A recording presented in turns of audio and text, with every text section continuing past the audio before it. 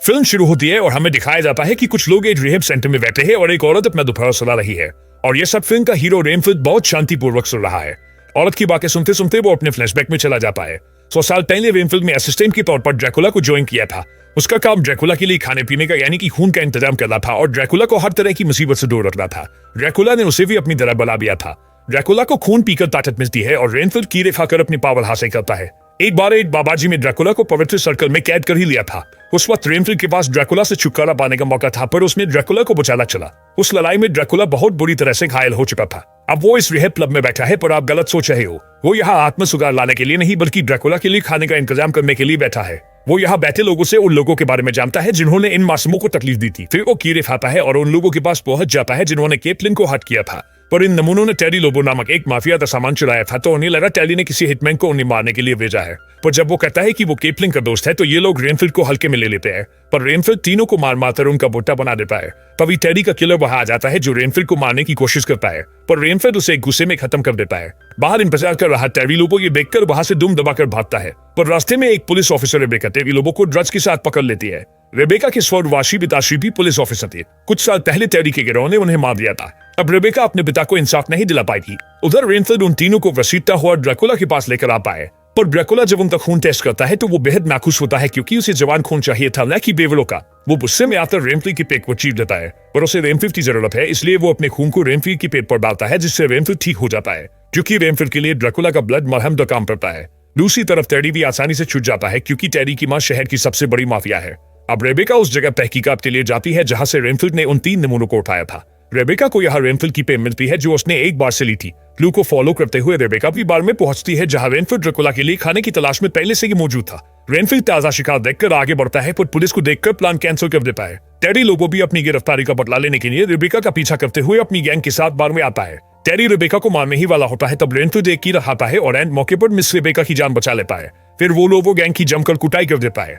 Renfield की दरियादिली देखकर Rebecca भी इन्वेस्ट हो जाती है। अब रेनफील्ड ड्रैकुला के पास खाली हाथ जाता है, जिसे देखकर ड्रैकुला उससे काफी खफा था।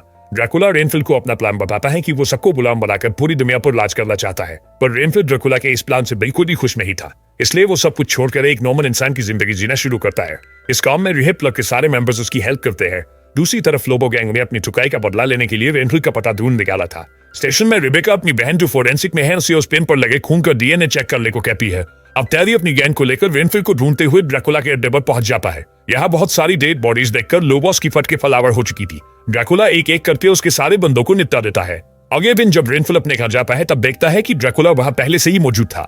ड्रैकुला उसे कहता है कि बेटा, तुम तो मेरे लिए खाने का इंतजाम करने गए थे पर लौटे ही नहीं। तुम तो एक जेंटलमैन बने फिर रहे हो और बेहद ही खूबसूरत दिख रहे हो। क्या मैं तुम्हारी खूबसूरती का राज जान सकता हूँ? रेनफील्ड उसे कहता है कि अब वो उसके लिए काम नहीं करना चाहता, वो एक आम जिंदगी जीना चाहता है। पर ड्रैकुला कहता है कि वो उसे ऐसा हरगिज नहीं करने देगा। तब ड्रैकुला को बुफे खबर से रेनफील्ड की क्लब के बारे में पता चल जाता है। दूसरी तरफ छानबीन के दौरान रेबेका को भी उस क्लब के बारे में पता चलता है।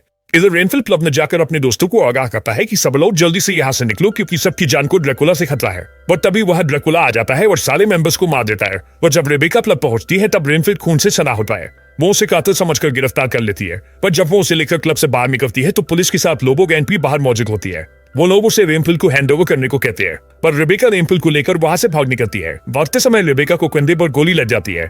दूसरी तरफ ड्रैकुला टेरी लोबो के गैंग का इस्तेमाल करके अपनी आर्मी बढ़ाना चाहता है, इसलिए वो टेरी को अपने साथ कर लेता है। रेनफील्ड रेबेका को अपने घर पर ले आता है क्योंकि वो जख्मी हो चुकी थी। रेबेका को अब भी लगता था कि क्लब के सारे लोगों को रेनफील्ड ने ही मारा है। रेनफील्ड उसे अपने और ड्रैकुला के बारे में सब कुछ बताता है, पर रेबेका को लगता है कि वो कहानी बना रहा है, क्योंकि ऐसी कहानी पर कोई भी यकीन नहीं करता। फिर जब दोनों रेनफील्ड के घर से निकल रहे थे तब पुलिस और टेरी के लोग यहाँ भी आ जाते हैं। तब रेनफील्ड फटाफट कीड़े ढूंढने लगता है। एक बच्चे ने कुछ कीड़े पाल रखे थे, तो रेनफील्ड उससे कीड़े छीन कर खा लेता है। कीड़े खाने के बाद उसमें खतरनाक पावर आ जाती है और वो सब कुछ रूह चटा देता है। इधर टेरी ड्रैकुला को अपने साथ अपने घर पर ले आता है। अब रेबेका को भी रेनफील्ड की बातों पर यकीन आ चुका था। फिर दोनों ड्रैकुला और लोबो गैंग से निपटने के लिए निकल पड़ते हैं, क्योंकि उन्होंने रेबेका की बहन को किडनैप करके रखा हुआ था। वहां पहुंचने पर पता चलता है कि ड्रैकुला ने टेरी को भी रेनफील्ड की तरह पावरफुल बना दिया है। पर रेनफील्ड अपने साथ बहुत से कीड़े लाया था, जिसे खाकर वो एक लात में टेरी की पत्ती निकाल देता है। इज़न ड्रैकुला रेबेका की बहन को मार चुका होता है और उसे भी अपने साथ मिलकर हमेशा अमर बन जाने को कहता है। तब रेबेका उसके साथ मिल जाने को रेडी हो जाती है, पर ड्रैकुला जैसे ही उसका खून पीने वाला होता है तब रेबेका एक स्विच प्रेस करके सारी खिड़कियां खोल देती है, जिस वजह से ड्रैकुला के ऊपर धूप पड़ती है और वो खौफ से वहां से भागने लगता है। वो बार गैलरी में चला जाता है जहां बिल्कुल अंधेरा होता है। रेनफील्ड भी पहले से जख्मी था, उसमें लड़ने की और ताकत नहीं बची थी। तब रेबेका ड्रैकुला से लड़ती है, पर ड्रैकुला काफी ताकतवर होता है, इसलिए वो रेबेका को हवा में उठा लेता है। तब रेबेका ड्रैकुला के पैर में गोली मारती है। ड्रैकुला कहता है कि तुम्हें क्या लगता है एक गोली मुझे मार सकती है? तो रेबेका कहती है खून तो निकाल सकती है। ड्रैकुला के पैर से खून निकलकर रेंथल पर गिरता है और उसे फिर से ताकत हासिल हो जाती है और वो ड्रैकुला की जमकर धुलाई कर देता है। पर ड्रैकुला जब उन पर हमला करने आ गया है तो वो सर्कल के बीच में आ चुका होता है जो रेबेका ने पहले ही बना दिया था। ड्रैकुला अब इससे आगे नहीं आ सकता था, इसलिए दोनों हथौड़ा उठाते हैं और ड्रैकुला का कचुम्बर बना डालते हैं। अंत में वो ड्रैकुला को सीमेंट में मिक्स करके गटर में बहा देते हैं। रेबेका लोबोगेन की लीडर को गिरफ्तार कर लेती है। फिर रेंथल रेबेका की सिस्टर को ड्रैकुला के खून से फिर से जिंदा कर देता है और साथ ही साथ वो अपने सारे क्लब मेंबर्स को भी ड्रैकुला के खून से फिर से जिंदा कर देता है। अब वो ड्रैकुला से आजाद था और एक आम इंसानों की तरह अपनी जिंदगी गुजारने लगता है और यह फिल्म यही खत्म होती है। एक्सप्लेनेशन अच्छा लगा हो तो 8 लाइक जरूर करके जाए।